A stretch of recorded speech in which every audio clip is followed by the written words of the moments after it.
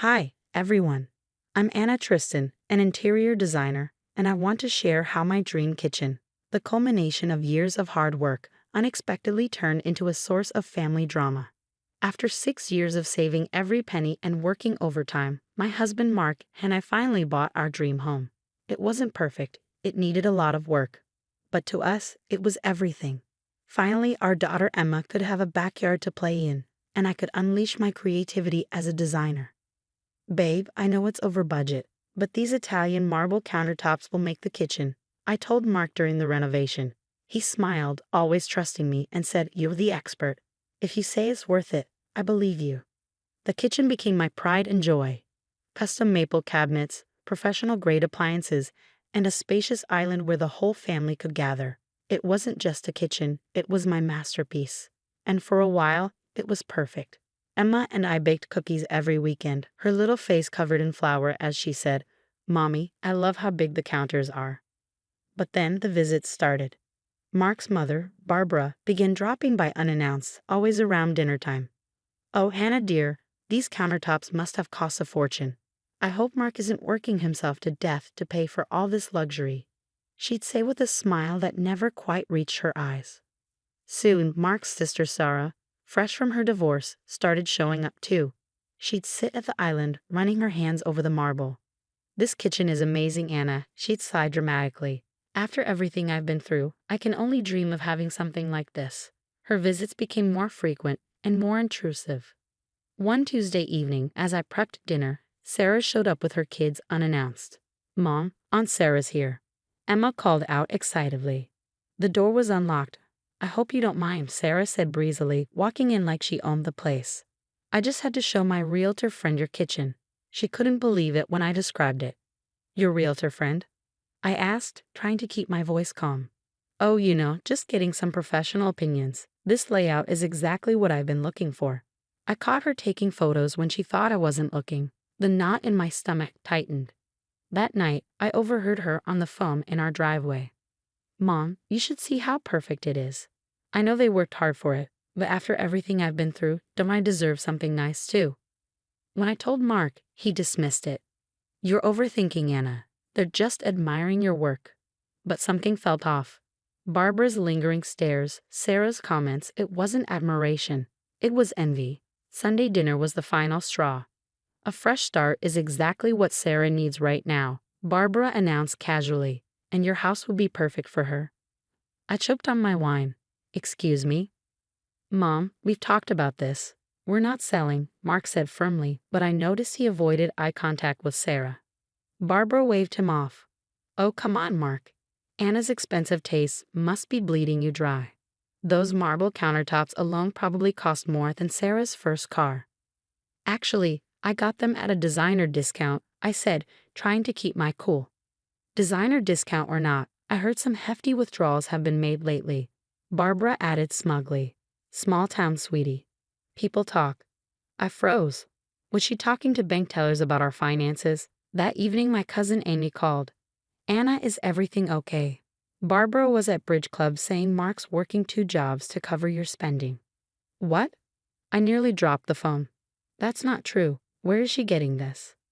The next day, Sarah showed up unannounced again. "Madison, Tyler," she called to her kids.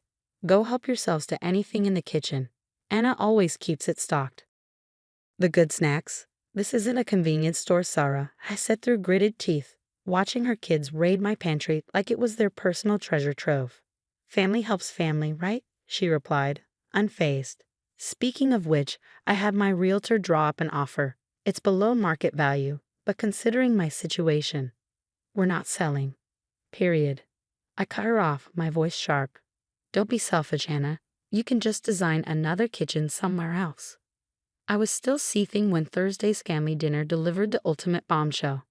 Barbara stood up, tapping her winey glass with a spoon like she was announcing an engagement. "I have wonderful news," she exclaimed, beaming. "Sarah and the kids will be staying here while their rental gets fumigated." My fork clattered onto my plate. "Absolutely not. It's just for a few weeks," Sarah chimed in, clearly delighted. "The kids already picked their rooms." "You did what?" My voice trembled with anger. Mark finally found his voice. Mom, Sarah, you can't just decide these things without asking us. Oh, honey, Barbara said, feigning hurt. I knew Anna would overreact. This is why everyone says she's so materialistic.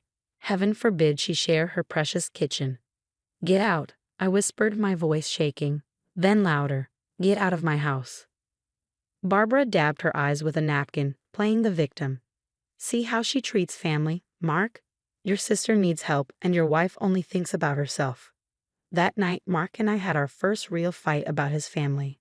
Maybe we could help them out for just a few weeks, he suggested hesitantly. Are you serious? They're manipulating you. Can't you see that? They're still my family, Anna. And what am I? The evil wife who won't share. They're spreading rumors about us. At the bank, at the bridge club, they're trying to force us out of our own home. You're being paranoid. No, I'm being smart. This isn't about helping Sarah. This is about taking what's ours. I stormed upstairs, slamming the bedroom door behind me. My mind raced. I needed proof, something concrete to show Mark what his mother and sister were really up to. The next morning, as I rifled through my jewelry box, my heart sank. What do you mean my tennis bracelet is missing? I muttered to myself. Worse, our house documents had vanished too. After a sleepless night, I called Linda, a private investigator a colleague had recommended. The retainer fee is steep, Linda warned during our coffee meeting. I don't care, I said. Something's not right, and I need to know what it is. 2 weeks later, Linda called. You better sit down for this, she said. Remember Sarah's sob story about her ex-husband David being a controlling jerk? Yeah, I said cautiously. Well, turns out it's the other way around. She was embezzling thousands from their business accounts. David agreed to a quiet divorce in exchange for dropping the charges. I felt sick. There's more, Linda continued. Your mother-in-law and sister-in-law have a history. Remember Aunt Patricia's house? The one Sarah lived in briefly before it was sold. Mark said Patricia wanted to help Sarah get back on her feet. Patricia didn't do anything. Barbara, acting as her power of attorney, forced the sale while Patricia was in the hospital. The money disappeared into Barbara's accounts. I gripped the edge of the table, trying to steady myself. They've done this before. 3 other family members, Linda confirmed. Same pattern. Sarah plays the victim, Barbara manipulates the situation, and properties get sold under market value. That evening, I discovered the missing documents in Sarah's forgotten purse. Just helping organize, she claimed, but her face paled when a small jewelry bag fell out. Organizing what exactly? My jewelry? I asked, holding up the bag. Don't be ridiculous. That's mine. Funny, I said, opening the bag. It has my initials engraved on it. Care to explain? She fled, but not before I snapped photos of everything. Later, I confronted Barbara alone. I know about Aunt Patricia's house, I said coldly. I have no idea what you're talking about, she replied, but the flicker of panic in her eyes gave her away. The power of attorney. The missing money. Ring any bells? You're delusional, she snapped. No one will believe you over family. David might, I said. I hear he's still interested in those missing company funds. For the first time, real fear flashed across her face.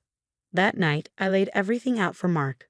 The documents, the photos, Linda's report. I don't want to believe this, he whispered, staring at the evidence. They were planning this before Sarah's divorce. They targeted us, our home, just like they did to Patricia and the others. But we need to be smart about this, Mark said, his voice steady. I trust you, Jess, and I'm so sorry I didn't believe you sooner. As we stayed up late strategizing, something became clear. This wasn't just about protecting our home anymore. It was about justice, not just for us, but for Patricia and everyone else they'd hurt. And I knew exactly how to ensure they never did this to another family again. 3 weeks later, we sat at the kitchen island, the one they tried so hard to steal, watching the aftermath unfold. Social media notifications, pinged, and family gossip filled our phones. Did you see Barbara's Facebook post?